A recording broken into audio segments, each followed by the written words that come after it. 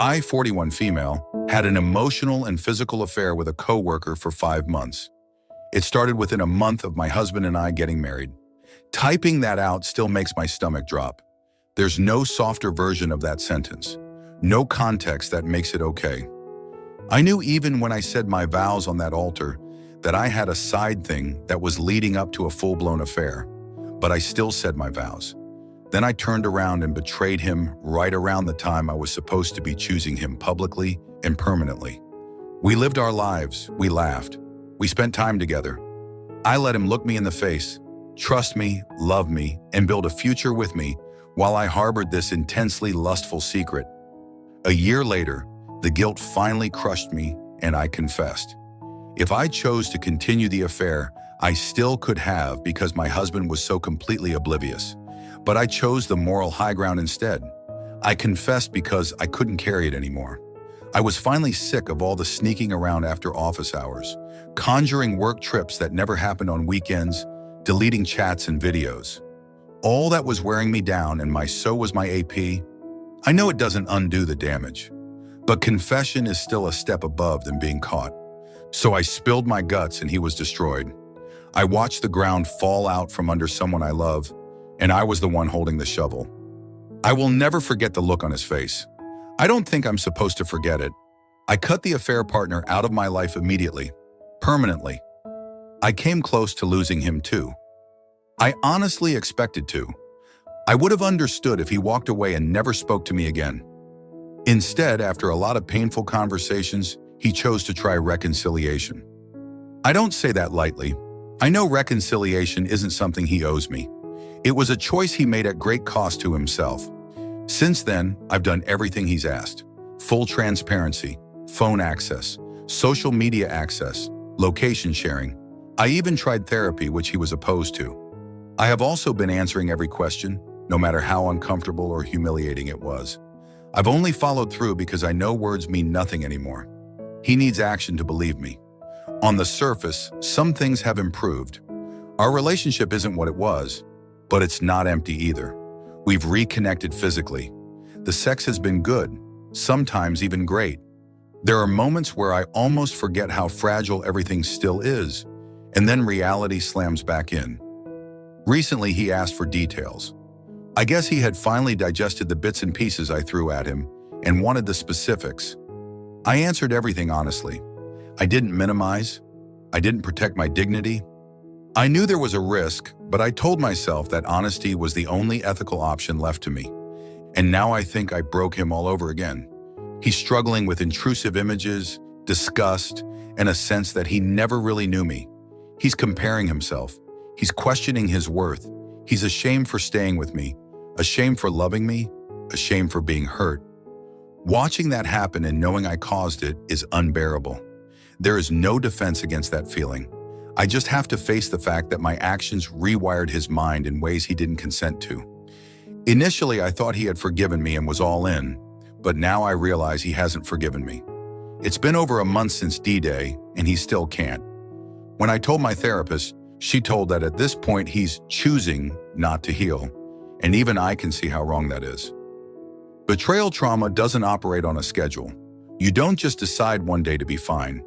Hearing that made me angry on his behalf, which feels strange given that I'm the one who caused the trauma in the first place. I don't know if reconciliation is actually fair to him. Sometimes it feels like I'm asking him to sign up for a lifetime of carrying images, pain, and self-doubt just so he can stay with the person who caused it. Even if I'm a better version of myself now, that doesn't erase the cost. It doesn't give him back the man he was before I broke him. I love him. He is the only person I've ever had a real, deep connection with. But love doesn't undo harm, and remorse doesn't obligate forgiveness. I have to live with the possibility that the most honest outcome might be that I don't get to keep him, even after everything I've done since. Every moral high ground, every ounce of effort will be wasted. If anyone here has been on this side long enough to know, how do you live with the fact that you permanently altered someone you love? How do you support their healing without quietly enjoying them, fumbling around looking for some footing like a blind man in dark? I'm not looking for reassurance that I'm a good person. I don't need that. I just need to know how to save my marriage. Update. The last couple of weeks have been awful, in ways I don't think I fully understood while I was still in the middle of them. Most days were spent reckoning with myself, therapy, meeting parts of my character I didn't want to look at, dismantling the excuses and entitlement that allowed me to betray someone I loved. A lot of it wasn't inspirational growth, though. It was survival. Rebuilding my life from what felt like ground zero. There were periods where my main accomplishment was simply staying alive. I feel like a shell of my former self. I don't know if that ever really changes. Maybe this is just who I am now. Someone permanently altered by the worst thing they've done. For a long time, reconciliation became the axis everything revolved around. I did everything I was asked to do. I believed that if I just stayed consistent enough, patient enough, accountable enough, maybe the damage would eventually soften. On the surface, some things improved. We reconnected physically. We shared moments that felt almost normal. But underneath it all, there was this constant tension, like we were both holding our breath, waiting to see if the pain would finally loosen its grip. Then in the middle of all that effort, it ended. He left. He just left. He said he couldn't spend the rest of his life fighting images he never consented to and questioning his worth. I didn't try to argue. I didn't beg.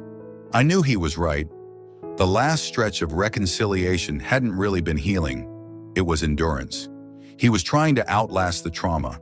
I was trying to outwork my guilt. Neither of us was actually getting free. Losing him broke something in me anyway. I still grieved the future we were supposed to have, the one I single-handedly destroyed.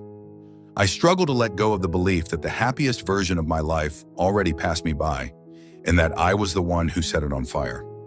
I know that thinking isn't helpful, but grief doesn't respond to logic. Only recently have I felt even remotely ready to consider dating again, and I'm terrified. I carry so much shame about my past, and I already dread the disclosure conversation. I am committed to being honest with future partners.